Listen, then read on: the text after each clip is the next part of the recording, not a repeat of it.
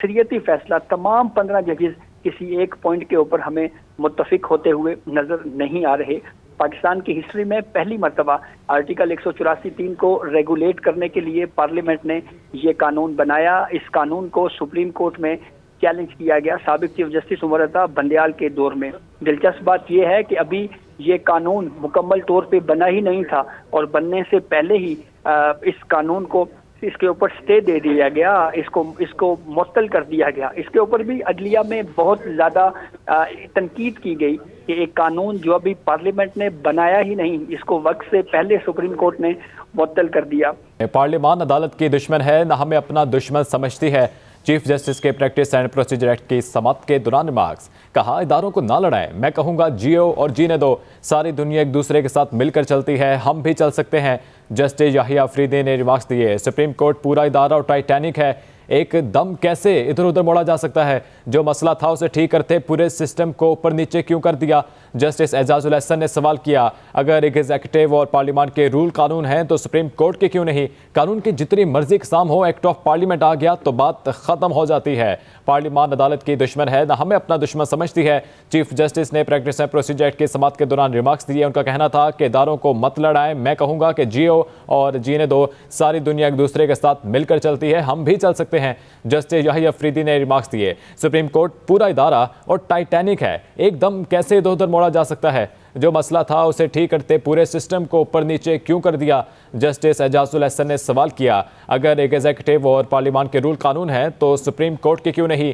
कानून की जितनी मर्जी इक़साम हो, एक्ट ऑफ पार्लियामेंट आ गया तो बात खत्म हो जाती है। सुप्रीम कोर्ट में प्रोसीजर एक्ट केस की समाअत जारी है। पार्लियामान उसमें कहना था कि पार्लियामान अदालत की दुश्मन है, ना हमें अपना दुश्मन समझती है। जहांजेब अब्बासी नुमाइंदा एक्सप्रेस न्यूज़ हमारे साथ मौजूद हैं, समाअत का मजीद अहवाल बताएंगे। जी Jahanzeb.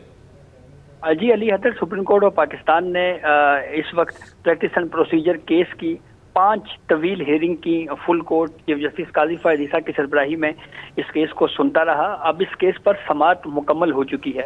Chief justice of Pakistan काजी फायद ईसा ने उठते हुए ये कहा है कि हम आपस में मुशावरत करके बताएंगे कि शॉर्ट ऑर्डर आज ही जारी करना है या ऑर्डर अनाउंसमेंट की कोई और तारीख देनी है। बहुत अहम केस है और इस केस की जब समाअत का इख्तिताम हो रहा था तो जस्टिस सरदार तारिक मसूद ने बहुत अहम ऑब्जर्वेशन दी। जस्टिस सरदार तारिक मसूद का अपनी ऑब्जर्वेशन में ये कहना था कि जब आर्टिकल 184(3) के तहत फौजी आमरों को फायदा पहुंचाया जा रहा था तो उस वक्त यही वकला सड़कों के ऊपर थे, क्योंकि उस वक्त आर्टिकल 184(3) के तहत मर्जी के बेंच बनाकर मार्शल लॉ को उनका राह हमवार किया गया, उनको हक दिया गया। और फिर लेकिन अब जब इन मार्शल लॉ का रास्ता रोका गया है तो वही वकला इस कानून साजी को सुप्रीम कोर्ट में चैलेंज कर रहे हैं, क्योंकि पार्लियामेंट ने तो ये कानून मार्शल लॉ के उन इकदामात को रोकने के लिए बनाया है और अब वकला कह रहे हैं कि ये कानून गलत हैं। ये कानून तो जो प्रैक्टिस एंड प्रोसीजर कानून है ये तो डिक्टेटरशिप को के खिलाफ कानून है। 4 मार्शल लॉ ने इस मुल्क का बेड़ा गर्क कर दिया, मुल्क में तबाही फैलाई और अब जब पार्लियामेंट ने ये कोशिश की है कि मार्शल लॉ का रास्ता रोका जाए तो यही वकला जो पहले सड़कों के ऊपर थे अब इसी कानून की मुखालफत कर रहे हैं। सुप्रीम कोर्ट ने इस केस पर समाअत मुकम्मल कर ली है। थोड़ी ही देर में ये बताया जाएगा कि क्या शॉर्ट ऑर्डर आज ही आना है या शॉर्ट ऑर्डर के लिए कोई और तारीख अनाउंस करनी है। सुप्रीम कोर्ट के 15 जजेस इस केस को सुन रहे हैं। इनमें से कुछ जजेस जैसे justice Ijazul Hasan, justice Munib Akhtar, justice Ayesha Malik, उनकी ऑब्जर्वेशन से हमें ये तासुर ज़रूर मिला है कि वो इस कानून के हवाले से उनके जहनों में कुछ सवालात मौजूद हैं। तो एक चीज़ तो बिल्कुल वाज़ेह है कि फ़ैसला जो भी आएगा वो फ़ैसला मुनकसम फ़ैसला होगा, अक्सरियती फ़ैसला। तमाम 15 जजेस किसी एक पॉइंट के ऊपर हमें मुत्तफिक होते हुए नज़र नहीं आ रहे। पाकिस्तान की हिस्ट्री में पहली मर्तबा आर्टिकल 184(3) को रेगुलेट करने के लिए पार्लियामेंट ने ये कानून बनाया। इस कानून को सुप्रीम कोर्ट में चैलेंज किया गया साबिक चीफ जस्टिस उमर अता बंदयाल के दौर में। दिलचस्प बात यह है कि अभी ये कानून मुकम्मल तौर पे बना ही नहीं था और बनने से पहले ही इस कानून को इसके ऊपर स्टे दे दिया गया, इसको मुअत्तल कर दिया गया। इसके ऊपर भी अदलिया में बहुत ज़्यादा तनकीद की गई कि एक कानून जो अभी पार्लियामेंट ने बनाया ही नहीं, इसको वक्त से पहले सुप्रीम कोर्ट ने मुअत्तल कर दिया। चीफ जस्टिस काजी फायद ईसा जैसे ही आए, मनसब संभाला, सबसे पहले उन्होंने फुल कोर्ट तश्कील दी और फिर इस फुल कोर्ट तश्कील की बराह रास्त नशरियात کو نشر کرنے کا فیصلہ کیا گیا تاکہ عام آدمی بھی دیکھ سکے کہ ہماری عدالتیں کس طرح عام لوگوں کو انصاف دیتی ہیں۔ اس کیس کی سماعت کے دوران ہم نے یہ بھی دیکھا کہ ججز کی جانب سے بہت زیادہ سوالات اٹھائے جاتے رہے۔ پبلکلی اگر ہم بات کریں تو پبلک اوپینین بھی اس کے اوپر یہی آیا۔ بعض اوقات ہمیں کراس ٹاک کرتے ہوئے ججز بھی دکھائی دیے۔ ایک سوال ایک جج کرتا تو اس کے جواب میں بجائے جج کے جواب وکیل کے جواب دینے کے جج کی جانب سے جواب آتا، اور پھر اس کے بعد اس کیس کی 5 طویل ہیئرنگز ہوئیں فل کورٹ کی، اور اب فیصلہ محفوظ کر دیا گیا ہے۔ جو بنیادی سوال ہے جو سپریم کورٹ کے سامنے ہے وہ یہ ہے کہ کیا پارلیمنٹ کو یہ قانون سازی کرنے کا اختیار حاصل تھا یا نہیں تھا۔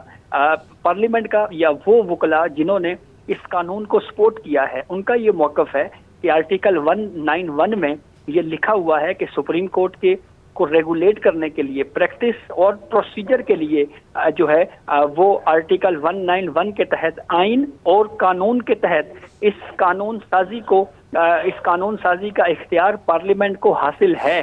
جبکہ جو دوسرا ویو ہے جس میں یہ اختلاف کیا جا رہا ہے کہ پارلیمنٹ یہ قانون نہیں بنا سکتی، جو وکلاء اس قانون سازی کی مخالفت کر رہے ہیں ان کا یہ کہنا ہے کہ آئینی ترمیم کے ذریعے ہی اس پریکٹس اینڈ پروسیجر کو طے کیا جا سکتا ہے، چیف جسٹس آف پاکستان کے اختیارات کو ریگولیٹ کیا جا سکتا ہے۔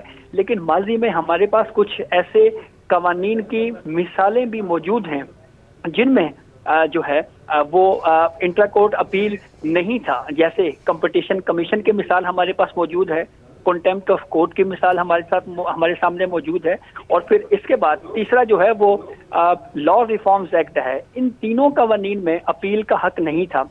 متعلقہ ہائی کورٹس میں کیسز گئے قانون سازی کی پارلیمنٹ میں، اور ان عدالتوں نے اس بات کو تسلیم کیا کہ اپیل کا حق کریٹ کیا جا سکتا ہے، پارلیمنٹ اپیل کا حق دے سکتی ہے۔ دلچسپ بات یہ ہے کہ اس وقت ان 15 ججز میں جو اس کیس کو سن رہے ہیں اس میں جو 2 ججز مخالفت میں اپنا ویو یا اپنی آبزرویشنز دے رہے ہیں وہ جب متعلقہ ہائی کورٹس میں تھے، جسٹس منیب اختر، جسٹس عائشہ ملک، اس وقت بھی ان کا یہ خیال تھوڑا مختلف تھا۔ اس وقت ان کا ویو یہ تھا کہ یہ اپیلیں جو ہیں یہ تخلیق بذریعہ ایک قانون سازی، عام قانون سازی کے کی جا سکتی ہیں۔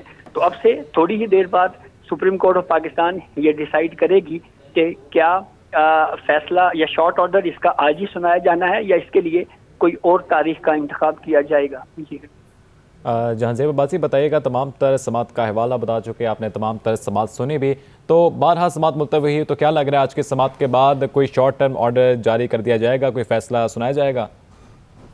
دیکھیں، چیف جسٹس آف پاکستان نے جب یہ سماعت مکمل ہوئی تو اس وقت تو یہ کہا تھا کہ اگر ہمارے درمیان کنسنسس ہو گیا تو ہم شارٹ آرڈر آج ہی جاری کریں گے۔ ایک بات تو کورٹ پروسیڈنگ دیکھ کے ہمیں لگا کہ کنسنسس ان 15 ججز میں تو نہیں ہے، اختلافی آراء بھی ظاہری بات ہے آئے گی، تو اس سے لگ تو یہی رہا ہے کہ شاید شارٹ آرڈر کے لیے کوئی کسی اور تاریخ کا انتخاب کیا جائے گا۔ ہو سکتا ہے کل یا پرسوں کی کوئی تاریخ رکھ دی جائے کہ اوپن کورٹ میں ہم شارٹ آرڈر سنائیں گے۔ اب یہ جہاں پہ یہ سوال بھی ہے کہ اپیل کا حق جو ہے وہ عام قانون سازی سے دیا جا سکتا ہے یا نہیں۔ ٹھیک ہے جہاں زیب عباسی، بہت شکریہ۔